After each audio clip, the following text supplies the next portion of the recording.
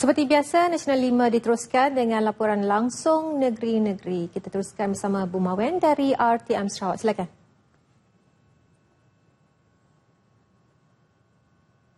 Terima kasih Miza di Angkasa Puri. Rakyat Sarawak perlu menghayati dan menghargai sejarah negeri ini yang telah melalui pelbagai cabaran untuk mencapai status sebuah negeri maju dan makmur.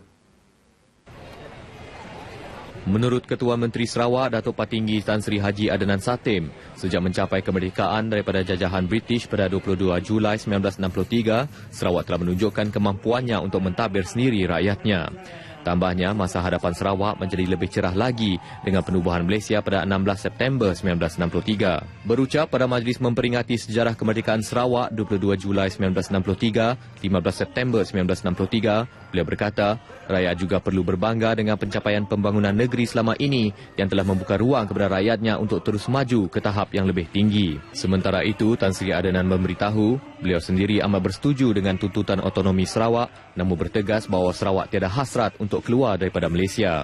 So let me repeat here again, let me say it again, that while we sympathize with the sentiment expressed, there is a groundswell of opinion in Sarawak insisting on autonomy and so on.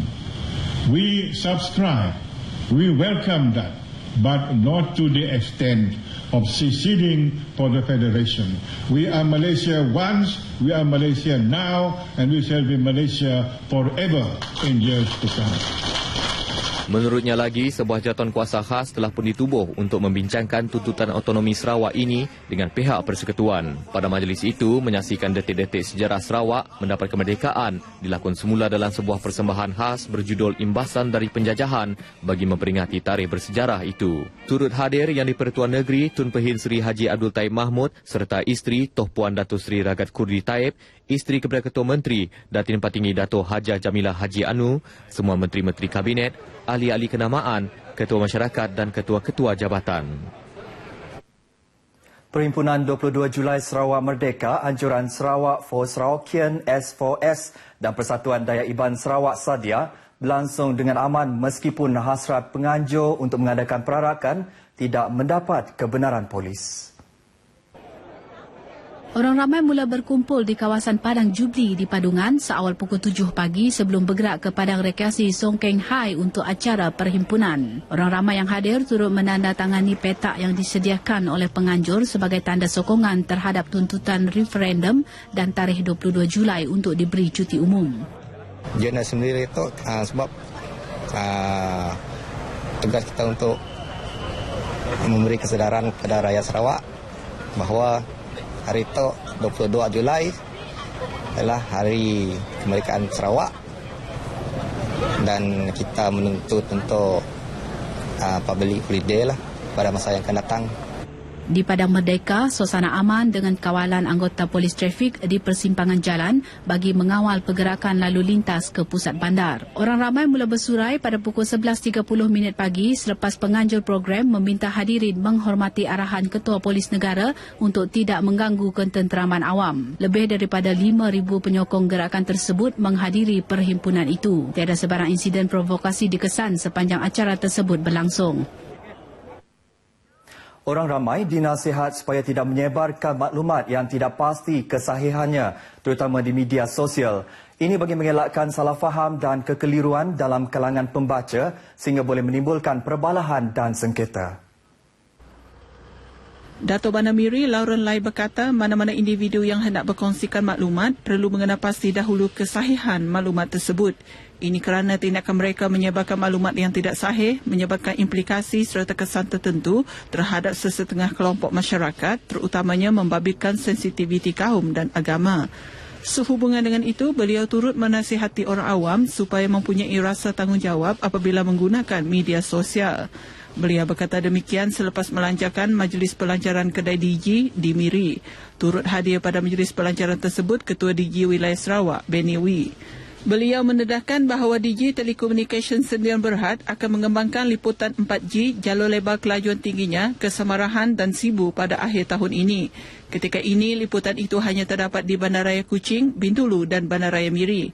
Beliau yakin dengan pengembangan liputan 4G di negeri ini, bilangan pelanggan juga akan terus berkembang. Kedai itu katanya merupakan yang keempat di negeri ini selepas Bandaraya Kuching, Sibu serta Bintulu dan pihaknya sedang mempertimbang untuk membuka kedai kedua di Bandaraya Kuching dan Bandaraya Miri jika terdapat pertambahan permintaan. Semalam, liputan RTM bersama program Akademi Bomber dan Penyelamat Malaysia ABPM Sarawak memaparkan teori dan latihan yang lebih kepada kemahiran individu.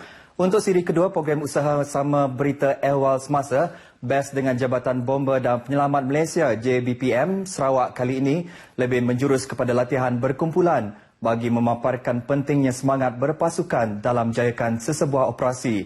Firdaus Arasi Idris ada butirannya. Setelah mendapat pendedahan tentang penggunaan kelengkapan breathing apparatus BA, cabaran kami diperhebat kali ini pada sebelah malam serta peserta dibahagi kepada beberapa kumpulan. Setiap peserta diberi kelengkap dengan peralatan memadam api bagi menangani simulasi tumpahan minyak dan latihan menghadapi kebakaran di ruang tertutup atau Compartment Fire Behaviour Training CFBT. Berdepan dengan bahang api yang hampir menyamai situasi tumpahan minyak sebenar, kami diberi tunjuk ajar secara terus dan teknik khusus bagi memadam api secara berkumpulan agar lebih efektif dari jarak yang selamat. Antara teknik yang diajar termasuk jenis dan jarak semburan air bagi situasi berbeza, termasuk semburan atas bagi menilai kadar suhu dan tahap kebakaran di lokasi. Untuk CFBT misalnya, teknik semburan jauh diguna ketika memadam kebakaran bagi memastikan anggota tidak terdedah dengan risiko disambar api atau lingkungan bahang api. Simulasi seterusnya, petugas BES Sarawak didedahkan dengan simulasi kelangsungan hidup di air.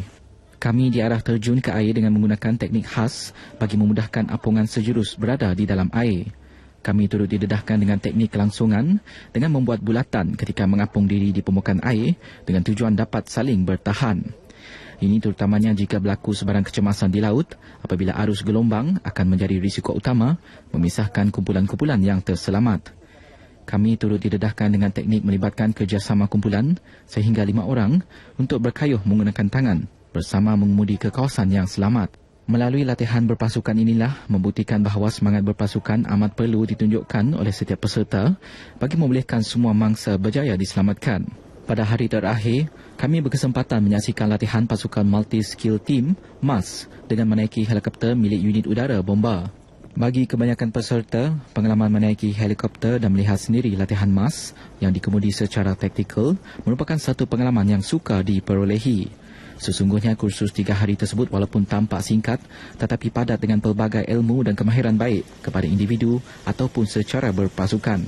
Ia merupakan kursus pertama seumpamanya pernah diadakan bersama dalam usaha mendedahkan dan menambah lagi pemahaman petugas media RTM tentang tugas-tugas anggota bomba secara amali dalam melaksanakan laporan berkaitan badan penyelamat itu. Firdaus Arasi Idris melaporkan untuk berita RTM. Setakat ini dahulu sumbangan berita dari Sarawak untuk Lintas Langsung Nasional 5 petang ini. Seterusnya kita bersama Asli di Kota Kinabalu. Silakan.